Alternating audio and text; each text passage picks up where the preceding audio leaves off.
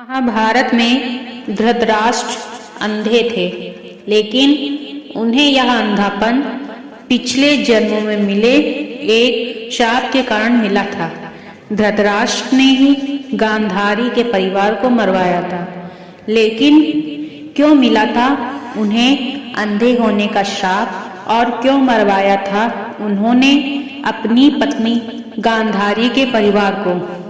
आइए जानते हैं धृतराष्ट्र से जुड़ी कुछ ऐसी ही खास बातें। भीम ने धृतराष्ट्र के प्रिय पुत्र दुर्योधन और दुशासन को बड़ी निर्दयता से मार डाला था। इस कारण धृतराष्ट्र भीम को भी मार डालना चाहते थे।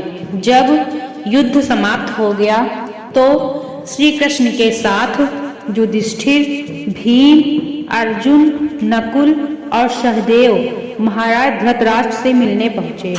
युधिष्ठिर ने धृतराष्ट्र को प्रणाम किया और सभी पांडवों ने अपने नाम लिए प्रणाम किया। श्री कृष्ण महाराज के मन की बात पहले ही समझ गए थे कि वे भीम का नाश करना चाहते हैं। धृतराष्ट्र ने भीम को गले लगाने की इच्छा जताई तो श्री कृष्ण ने तुरंत ही भीम के स्थान पर भीम की लोहे की मूर्ति आगे बढ़ा दी। धृतराष्ट्र बहुत शक्तिशाली थे। उन्होंने क्रोध में आकर लोहे से बनी भीम की मूर्ति को दोनों हाथों से दबोच लिया और मूर्ति को तोड़ डाला। मूर्ति तोड़ने की वजह से उनके मुंह से भी खून निकलने लगा और वे जमीन पर गिर गए।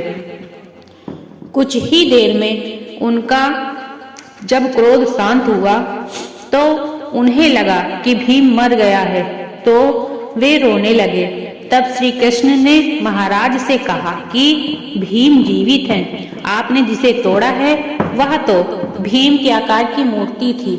इस प्रकार श्री कृष्ण ने भीम के प्राण को बचा लिए। धृतराष्ट्र जन्म से ही अंधे थे।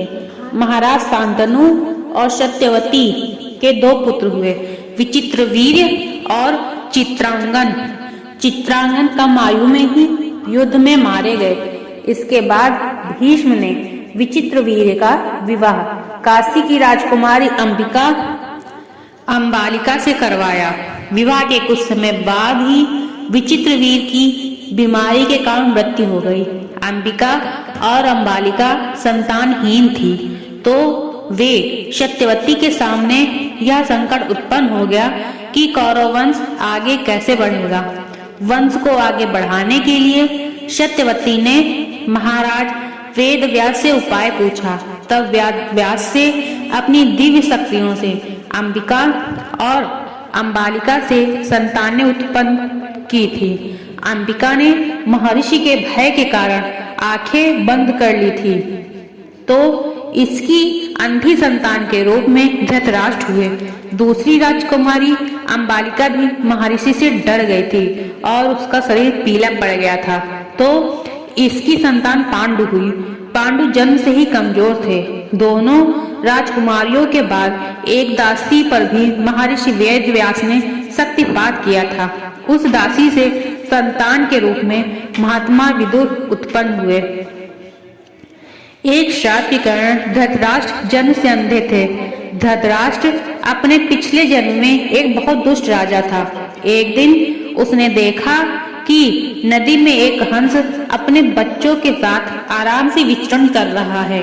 उसने आदेश दिया कि उस हंस की आंखें फोड़ दी जाए और उसके बच्चों को मार दिया जाए। इसी वजह से अगले जन्म में वह अंधा पैदा हुआ और उसके पुत्र भी उसी तरह मृत्यु को प्राप्त हुए जैसे हंस के हुए थे।